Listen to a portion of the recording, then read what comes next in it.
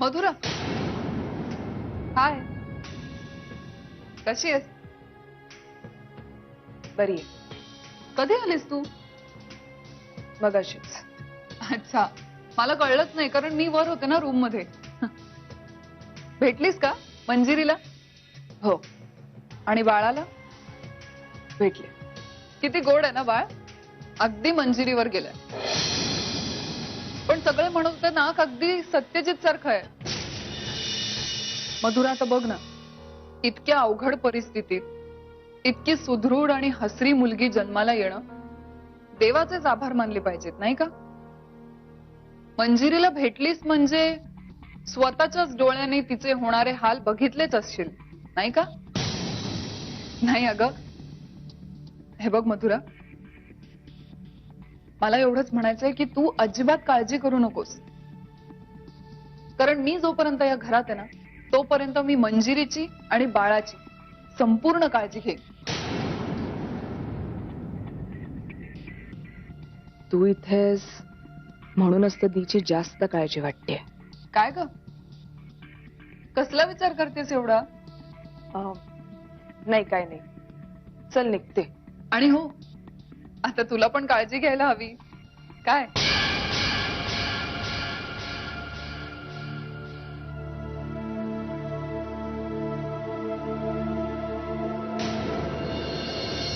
आई, आई, आई, हा बुके छान आहे रे. कुणी पाठवलाय? दादा होळकरने. दादा होळकरने? हो, आणि सोबत हे बेस्ट विशेसचं कार्ड पण आहे. काय लिहिलंय? Welcome little princess in this world from your father's dearest friend दादा होळकर. आणि एक स्माइली आहे. आई, काय करू या बुकेचं? फेकून दे. विचारतोयस काय? सत्यजित कुठल्याही क्षणी घरी येईल, तो यायच्या आत फेकून दे. त्याच्या नजरेत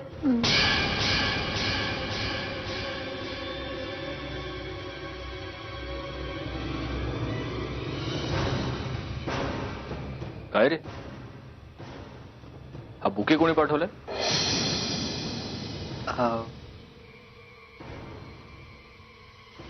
क्लायंटने, माझ्या क्लायंटने. तुझ्या क्लायंटने? हो. असं काय पराक्रम गाजवलेस तू? माझा वाढदिवस नाहीये, लग्नाचा वाढदिवस पण झालाय. मी काका झालो ना, त्यासाठी पाठवलंय बुके.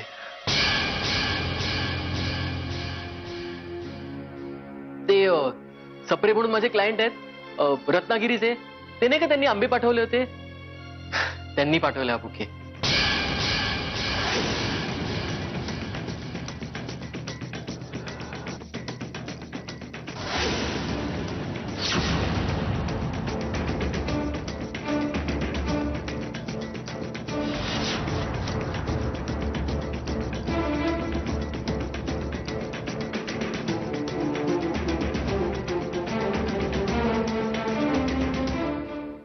कार्ड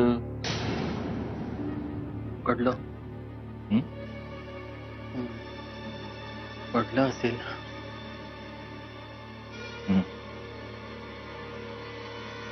माझ्यातर्फे आभार मानते. हो, सांगतो मी. हो. आई, हं? बाळ झोपलंय ना? नाही, मगाशी उठली होती, फीड केलंय, झोपली.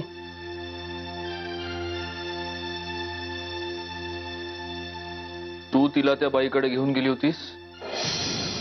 किती बाई गेली होती आमच्या खोलीत? तुझे नियम कितीही मूर्खपणाचे असले तरी या घरात तेच पाळले जातात सत्या. मीच घेऊन गेले होते तिला मंजिरीकडे.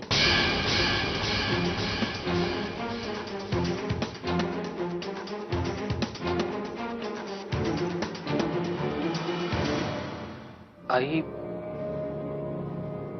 ते ना फेकून.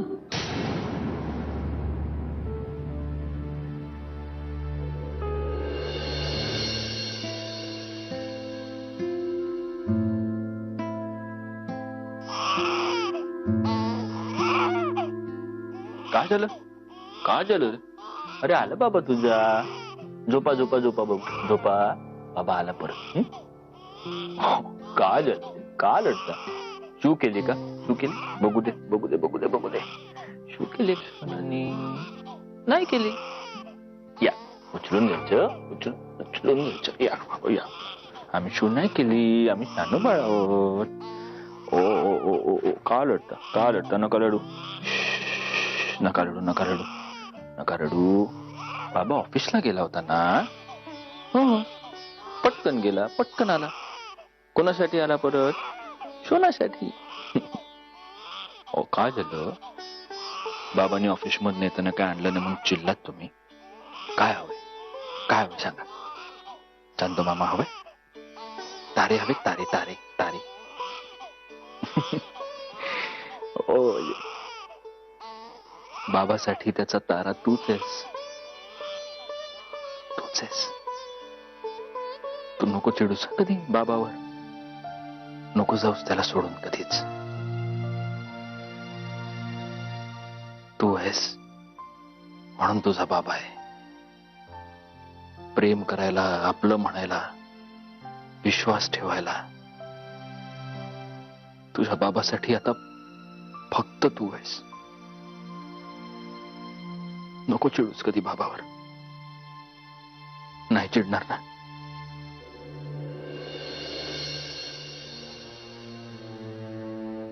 कारण तुझा बाबा इतका दुर्दैवी आहे की तो ज्यांच्यावर प्रेम करतो, तो ज्यांना आपलं म्हणतो, ते सगळे त्याची फसवणूक करतात. त्यांचा दोष नाहीये. तुझ्या बाबाच्या हातावरच्या रेषा उलट्या आहेत. पण तू नको करूच ना असं. कारण उद्या तू सोडून गेलीस ना बाबाला,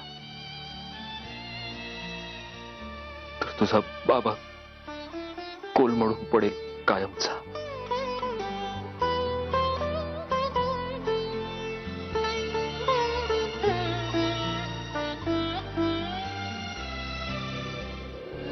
मी वचन देते तुम्हाला,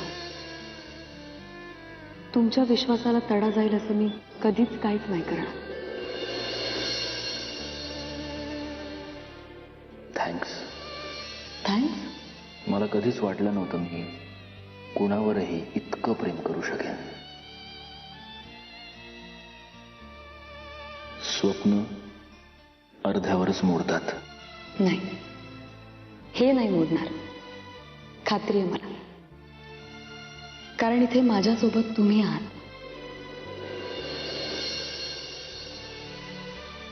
आणि जिथे मी आहे तिथे तुला असावंच लागेल. कारण तुझ्याशिवाय मी नाही.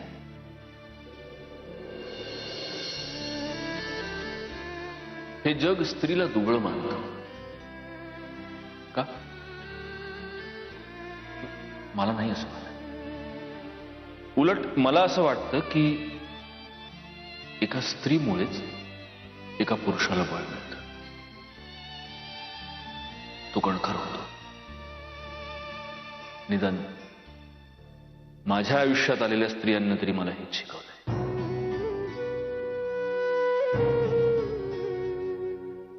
तुला वचन दिलं होतं मी मंजिरी,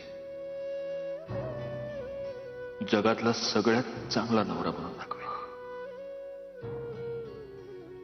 आणि आजही मी माझ्या शब्दावर ठाम आहे.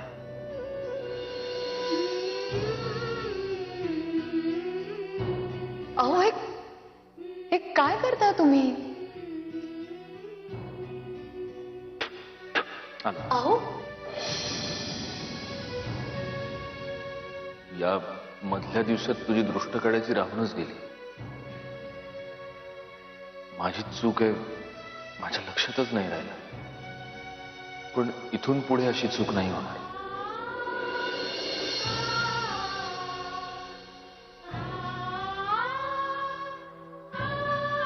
मंजिरी, तुझ्या तुझ्यापर्यंत येणाऱ्या कुठल्याही संकटाला आधी माझा सामना करावा लागेल. तुला काहीच नाही होत येणार नाही.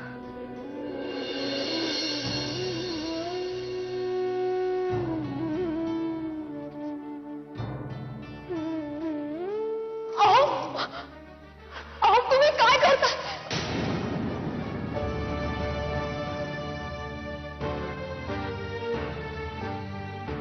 ही आहे तुझी नैना जाधव. ही आहे तुझी नैना जाधव. का का का असं केलंस माझ्या बरोबर? एवढं प्रेम केलं तुझ्यावर आणि तू खंजीर खुपसलास माझ्या पाठीत. सुखाच्या राशी तुझ्या पायाशी होत्या, पण तुझं मन त्या भिकारड्या आशिष मध्ये अडकलंय. तुझं मन त्याच्याकडे धाव घेत. तू माझी परिस्थिती अशी करून ठेवलीस मंजिरी की मी ना धड तुझा जीव घेऊ शकत ना स्वतः जीव देऊ शकत.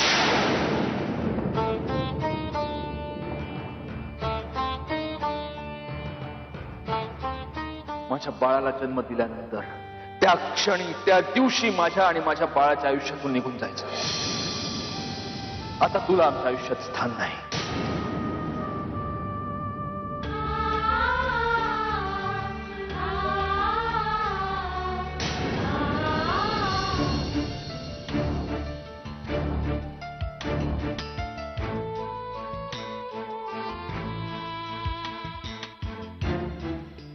मंजिरी थांब. कुठे चाललीस तू? यांच्या रूम मध्ये मला बोलायचंय थोडं यांच्याशी. तुला कळतंय तू काय करायला चाललीस? पुन्हा एकदा तमाशा करायचाय? तमाशा? मला तमाशा नाही करायचाय प्रिया. मला फक्त यांच्याशी थोडं बोलायचंय. हे बघ, मला माहितीये तुला सत्यजितशी बोलायचंय, पण त्याला ते आवडणार आहे का? ते त्यांना ठरवू दे ना. अगं तो पुन्हा वाद घालेल. तुला नको नको ते बोलेल. तुला माहितीये ना तो कसा आहे. करेन मी सहन. आजपर्यंत सहनच करत आली ना. पण मलाही माझी बाजू मांडता येते याची जाणीव मला त्यांना करून द्यायची. आणि मला माझ्या नवऱ्याला भेटायचंय. तुला काही प्रॉब्लेम आहे? तसं असेल तर स्पष्टपणे सांग. नाही मंजिरी, तुझा काहीतरी गैरसमज होतोय. मला काय प्रॉब्लेम असणार आहे? मी फक्त एवढंच म्हणते की सत्यजितने तुला त्याच्या खोलीत यायचं नाही असं सांगितलं होतं. मी तुला सावध करते. त्यातून तुला जर नसेल ऐकायचं तर नको ऐकूस. पण त्याचे परिणाम काय होतील तुला चांगलंच माहितीये.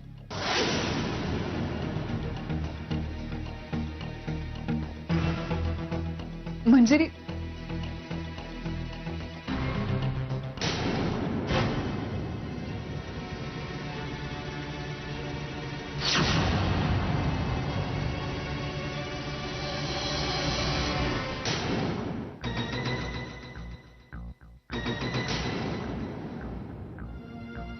तू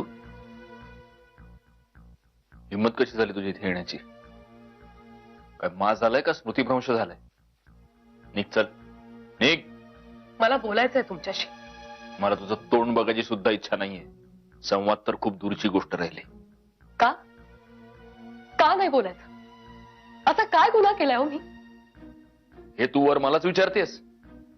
निर्लज्जपणाची हद्द झाली. आउट. निघ, चल निघ, निघ. नेहमी तुम्हाला हवं तसं, तुम्हाला वाटतं तसं नाही होणार. कधीतरी तुम्हाला समोरच्याचं ऐकून घ्यावंच लागेल. मी इथून कुठेही जाणार नाहीये जोपर्यंत तुम्ही माझं म्हणणं ऐकून घेत नाही. तुम्ही माझ्यावर हा जो किळसपणा आरोप करताय, माझ्याशी अशा पद्धतीने वागताय असं मी काही वागलेलं नाहीये. लग्न झाल्यापासून अगदी पहिल्या दिवसापासून तुमचे मी असे खोटे आणि बिनबुडाचे आरोप सहन करते. ते कितीही निरर्थक असले तरी मी सहन करते, कारण माझं प्रेम आहे तुमच्यावर. मला मान्य आहे सुरुवातीला अगदी 2-4 क्षुल्लक गोष्टी मी तुम्हाला नसतील सांगितल्या, पण याचा अर्थ मी तुमच्याशी प्रतारणा केली असं होत नाही ना. पण तुम्ही माझ्याशी जे वागताय ते भाकरीचा तुकडा चोरणाऱ्याला फासावर लटकवण्यासारखं झालं. हे बघा, तुमच्या कोटावर चिखलाचे डाग लावणारी मुलगी मी होते एवढंच खरंय. बाकी सगळ्या तुमच्या भ्रामक कल्पना आहेत. मला हे सगळं तुम्हाला तुमच्या तोंडावर स्पष्टपणे सांगायचं होतं आणि ते मी सांगितलंय. कारण दरवेळी तुम्ही आक्रस्ताळेपणा करून त्रागा करून तुम्हाला खऱ्या वाटणाऱ्या तुम्हाला पटणाऱ्या गोष्टीच मानत असता. पण कुणीतरी तुम्हाला हे सांगायची गरज आहे की तुमच्या कल्पनेबाहेर सुद्धा निराळं जग आहे. जसं तुम्ही मानता ना तसं नाहीये. ए हात नाही लावायचा. माझ्या मुलीला जर तुझी गरज नसेल तर हात नाही लावायचा.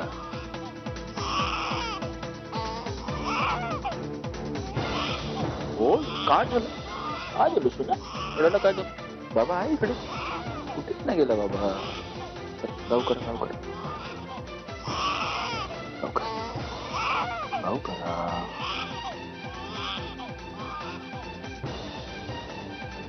कसे आतापर्यंतची तुझी सगळी पापं एकीकडे आणि परवा तुझे केलंस ना ते एकीकडे. तुझे त्या भिकारड्या आशिष बरोबर जे काही संबंध असतील मी खड्ड्यात जा मरा मला काहीही देणं घेणं नाही. पण परवा तू माझ्या मुलीला घेऊन हॉस्पिटलमधून पळून गेलीस. रितसर किडनॅप केलं तुम्ही दोघांनी माझ्या मुलीला. तुला काय वाटतं मला तुमचे इंटेन्शन्स कळत नाहीत? माझ्या मुलीला ओलीस ठेवून पैसे उकळायचे होते तुम्हाला. सांग किती पैसे हवेत?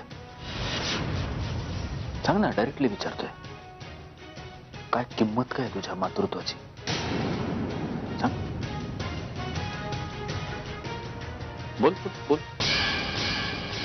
किती पैसा फेकू तुमच्या तोंडावर म्हणजे तुम्ही पिछा सोडाल माझा आणि माझ्या मुलीचा? बोल ना, आणि हळू बोल. कारण तुझ्या बडबडीपेक्षा माझ्या मुलीची झोप महत्वाची आहे. तुम्हाला कळतंय का तुम्ही काय बोलताय ते? पैशाची गरज नाहीये मला. आणि असतीच ना तर माझ्या बाबांकडे चिक्कार पैसा आहे. तो घेऊनही मला निघून जाता आलं असतं. असं वागायची काय गरज होती मला?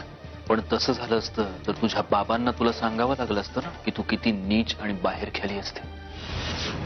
तुझ्या बाबांना तर असंच वाटतं की त्यांची मुलगी पातिव्रत्याचा पुतळा आहे. कसं आहे, हे डावपेचं ना मला नको शिकवूस. तुझ्यापेक्षा खूप जास्त जग पाहिलंय मी. माझ्या मुलीला तू पळवून नेलंस या तुझ्या गुन्ह्यासाठी आत्ता मी तुला घरातून फेकून दिलं ना तर कोणाचा बापही मला अडवू शकणार नाही. पण माझे हात दगडाखाली आहेत. पण पुन्हा माझ्या खोलीत येऊन माझ्याशी वाद घालायचा प्रयत्न केलास तर खरंच उचलून फेकून देईन. आउट. तुम्ही माझ्यावर विश्वास ठेवा की तुम्ही प्लीज माझ्यावर विश्वास ठेवा. मी यासाठी पळून नव्हते गेले. त्या दिवशी मी काय करत होते, मी कुठे गेले होते, मी काय खाल्लं होतं की नाही एवढं सुद्धा मला नाही आठवत आहे. माझं डोकं बधीर झालं होतं. आणि तुम्हीच मला म्हणाला होतात ना की तुम्हाला माझं तोंडही बघायची इच्छा नाहीये म्हणून. मी आपल्या बाळाला घेऊन गेले कारण ती माझ्यावर अवलंबून आहे सध्या. तुम्ही हवं तर मधुराला विचारा. तुम्ही विचारा ना मधुराला की मी तिला म्हणाले होते तुमचं बाळ तुमच्यापर्यंत सुखरूप पोहोचेल म्हणून. आणि हवं तर त्यानंतर मी माझं तोंड तुम्हाला कधी दाखवणार नाही. मंजिरीला मधुरा साक्ष म्हणजे उंदराला मांजर साक्ष. सत्या, बास झालं, पुरे झालं. तू का तिच्या जीवावर उठलायस रे? तुला पण सांगायला हवं का आता? घरात इतरांना अक्कल नाही ती नाहीस, तुलाही नाही? अगं झोपले नाही ती काय तमाशा चालवलाय तुम्ही? आणि मी काय श्रीफळ देऊन बोलावलं नव्हतं इथे भांडायला ये म्हणून. तिची ती झाली, घेऊन जातील. मला तोंड पण नाही बघायचं. तुझ्याशी बोलणं म्हणजे मूर्खपणा आहे. तू बस तुझा संशय आणि अहंकार कवटाळून. म्हणजे शांत हो. आई मी खरंच यांना नाही फसवलंय. मी कुणालाच नाही फसवलंय. अगं हो बाळा, हो बाळा, हो मला माहितीये, मला माहितीये.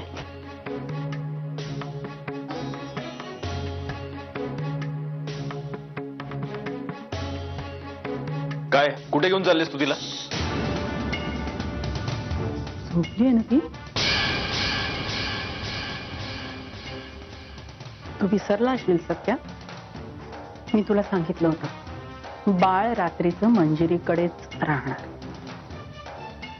तुझ्या डोळ्यातला द्वेष बाजूला ठेव आणि जरा खिडकी बाहेर बघ. रात्र झालीये केव्हाच. चल मंजिरी.